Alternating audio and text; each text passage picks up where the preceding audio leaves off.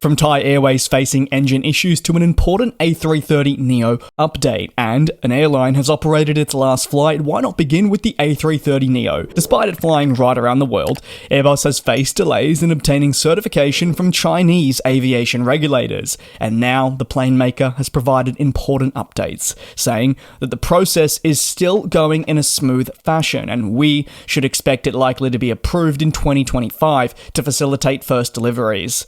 The A330neo is expected to be an important pillar for the long-term wide-body future, flying for airlines across China, as stated by Airbus. Furthermore, now fresh opportunities will be present as A330ceos begin to enter the latter stages of their passenger flying, and if you recall, the A330ceo is a pretty popular aircraft over in this part of the world. Those fresh opportunities for the A330ceos, however, don't just relate to the eventual replacement, but also the ability to convert passenger aircraft into freighter planes, your P2Fs, extending therefore the operational life and really harnessing the capabilities in the most effective way possible. Furthermore, the role of Airbus across China can't be understated when I do address this approval process for the next generation type. In the last few years, there have been substantial political tensions between China and the United States, which have meant that the progression of deals for counterpart Boeing, that being Airbus's rival, haven't really eventuated to the liking of all parties, and with this, alongside Boeing's internal issues and Chinese regulators being very harsh on them, a new gap has emerged for Airbus to basically pounce and take market share away from Boeing in the best means it can. The importance of the Chinese market is definitely there. Not only is it expected to need a colossal amount of new aircraft, but for Airbus, they aren't just going up against Boeing. You've also got to consider that there is Comac, who are attempting to enter into the space and have secured some pretty hefty deals. While there are question marks on just how Comac will fare in the industry and if it will ever really be able to break out of China for good, Airbus still has to remain on the front foot, pushing its product for purchase wherever possible.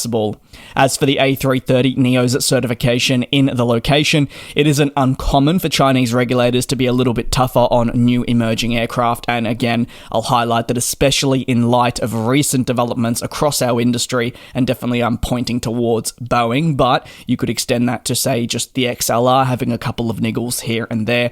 Those Chinese regulators are being incredibly safe before they will approve it.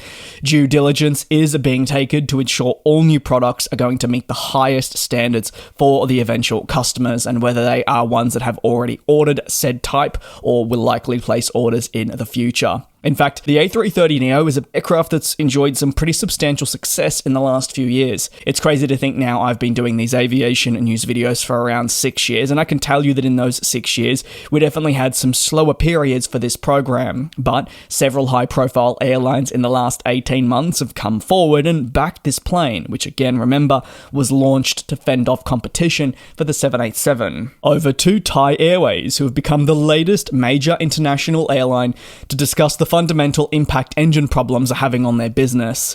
Engine difficulties have been unfortunately a focal point for several years now, with the degree of impact on airlines very much varying from case to case. Thai Airways' focus is on the 787 Dreamliner operation, which has Rolls-Royce engines that do need maintenance checks. However, while maintenance isn't the core problem, the lengths these engines remain in maintenance, however, affect the airline's ability to offer the schedule that it would have hoped for. Interestingly, the engines are sent to shops as part of an initial process of getting them repaired, and then they're brought up to, say, the highest standard required and just checked over. Once in the shop, you can expect an engine to arrive back in the hands of, let's say, this case, Thai Airways, around 90 days, so roughly 3 months. However, that is now being extended over a month to 120 days, equating to 4 months in the shop, with that potentially ballooning out. Case by case, it is different. The delays, while frustrating, can be attributed to the supply chain crisis, which I know you're probably sick of me talking about. I'm sick of saying it, but it is impacting not just the aviation industry, but the entire world. And when we consider Thai Airways' impact, well, for them, it's a costly and time-consuming challenge that they're having to deal with and find ways to mitigate. While Rolls-Royce has its issues, it isn't just limited to them. Pratt & Whitney is seeing something similar, and worse still, their engines have fundamental issues that have caused groundings and repair jobs to last years. Because of these supply chain issues, however, Rolls-Royce's case critically lacks the components needed to complete the work on time, and as such, maintenance is being drawn out, negatively impacting the airlines that are awaiting the engines to return to resume flying. On top of that, there are shortages for spare engines. It's just a real knock-on effect. However, Thai Airways, they're not the only airline that has publicly discussed the impact and general frustrations recently when dealing with the engine manufacturer. Most notably, British Airways has also made changes to its route network for the coming months because of the 787 Dreamliner shortage. Rolls-Royce is attempting to work through the backlog, which is continuing to grow. It says it's assigning core resources to fix it. However, it knows that things aren't going to get better overnight, magically, and it will fundamentally take time. Time, however, is the one thing that many airlines are struggling to deal with, as the longer it passes, the more negative impacts that they feel. This can range from the ability to serve customers to turn a substantial profit. Over to the last story, the aviation industry has bid farewell to Vistara, the brand specifically, following the final flight of this Indian airline before it merges with Air India. This part of broader consolidation efforts that are being initiated by Tata Group, the ones that you may remember came in to save the Indian flag carrier. And as part of that reshuffle, it was announced that Vistara would be closed down, essentially all the assets moving to Air India and other relevant parties as part of those consolidation efforts. Streamlining has been paramount for airlines around the world. It's becoming a more common theme, and while there are challenges for mergers to get approved, this was more an internal consolidation, and the group does feel that with such a closure, it's going to be able to enhance its overall business and aid the recovery efforts of Air India. That really is its biggest priority. How does it turn Air India from an incredibly damaged brand to one that is, say, thriving?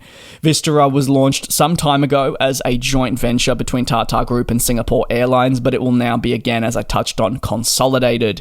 It isn't going to affect overall performance, at least that is what we've been told by Air India executives, with now customers booked on those Vistara flights for the foreseeable future, just simply flying under the Air India name as the full integration does take shape.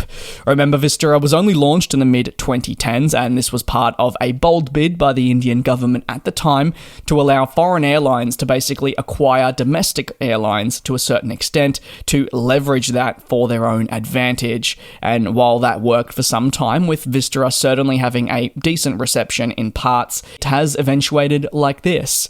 That is going to conclude today's aviation industry recap. I'd love to hear your take down below in the comments. Certainly an action-packed one, from an airline closure to engine issues. You can let me know all that and more below, and take care, be safe. I'll see you tomorrow for your latest industry recap.